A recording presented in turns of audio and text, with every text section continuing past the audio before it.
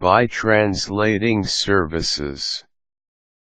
Your guide to better documents in another language. You may encounter a number of problems when trying to have your documents translated. These tips will help you decide what to look for when paying for translation services.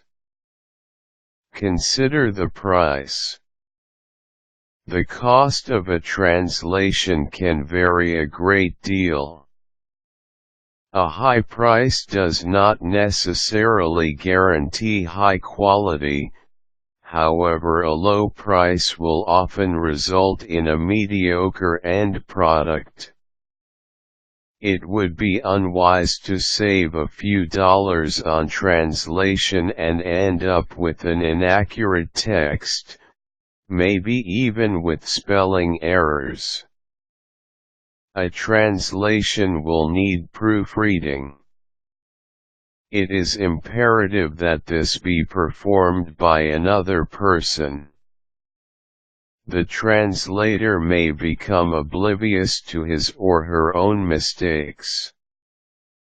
The fee can be calculated by the number of characters, words, pages, hours, or by fixed project fees.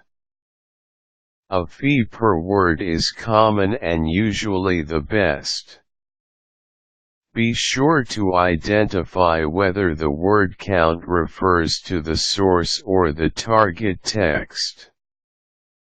Know the different document types. A press release is not the same as a web page. A marketing brochure is not the same as a user's manual. This may have substantial influence on the price. A glossy brochure in which every word and sentence is polished will be considerably more expensive than a rough translation of an internal memo. Some customers have non-realistic expectations concerning what a translator is actually able to do. The translator will usually translate one sentence at a time. Reworking the text, considering the document as a whole, and to a certain degree authoring a totally new and better text will invariably take more time than merely translating it, thus costing more. Understand the technical issues. Typographical conventions vary from country to country. The use of apostrophes, quotation marks, numbers, and commas vary. Paper sizes also vary. In Europe the sheet is called A4 while other countries use legal or letter. These sizes are somewhat different, and thus they will not hold the same amount of text per page. A very common problem is that the space for text in text boxes and figure callouts is too limited.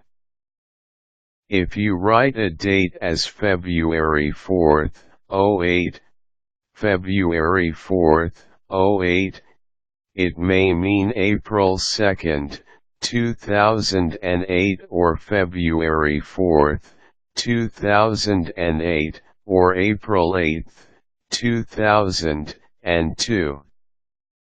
Historically, it may also mean April 2, 1908. To avoid ambiguity, use the ISO/ANSI standard yyyy-mm-dd, i.e. April 2, 2008 for April 2, 2008. This format is also adopted by the UN. Supply the best file format. Please note that there is considerably more work required when translating single words spread over a graphic image than translating a free-flowing text in MS Word format. If it is possible to give the translator a clean text file for translation and later use DTP specialists to place the text where it is supposed to be in the printed material, this will result in overall savings. Normally you will achieve the best and most cost-effective result by supplying your translator with Word files. PDF files have to be converted and formatted before translation, typically adding 10 to 30% to the cost. Decide if you want to use machine translation, computer-assisted translation. Some customers ask for software that can translate the text directly on their PC.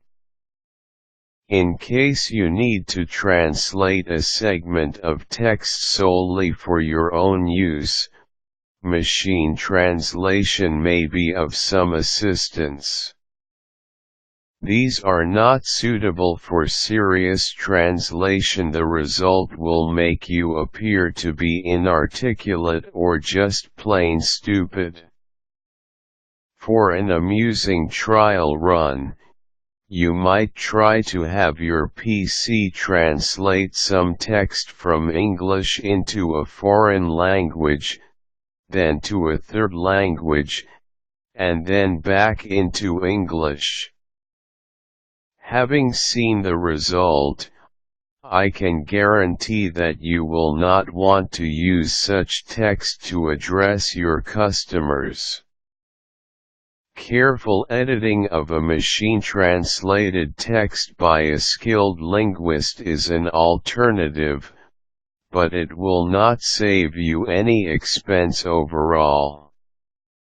Most linguists will tell you that a machine-translated text is so bad that it would be quicker and less expensive to do the job over again manually. Several companies have developed software to assist translation agencies and translators in their work. Such software can be valuable time savers when translating repetitive texts. The greatest advantage, though, is that the software makes it easier to ensure consistency throughout the translation, i.e., repeated terms or expressions will be translated the same way in all documents. This is called CAT, Computer-Assisted Translation. Think internationally from the start. Localizing. Localizing means more than just translation, it also means that the text content will be adapted to the culture of the country in question.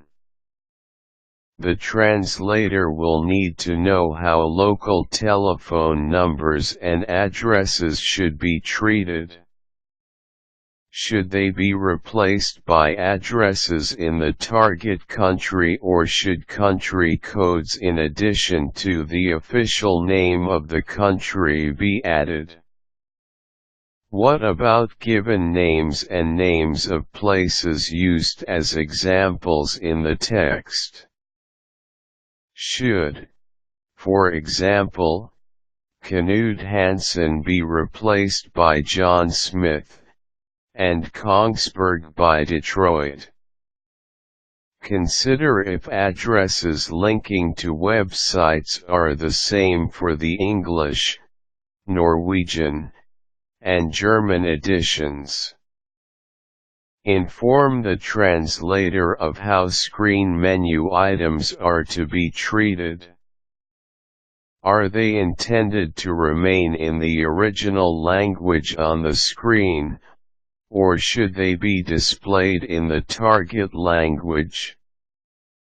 To facilitate localization, culture-specific phrases should be avoided as much as possible.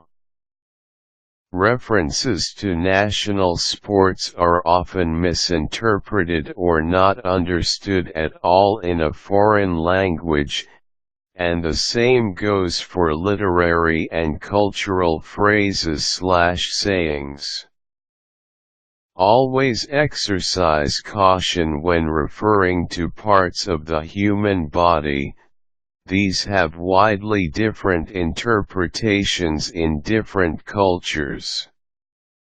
Also be careful when using humor, as it may backfire unintentionally.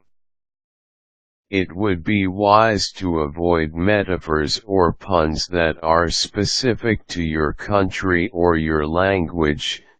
These will force the translator to add elaborate explanations or paraphrases.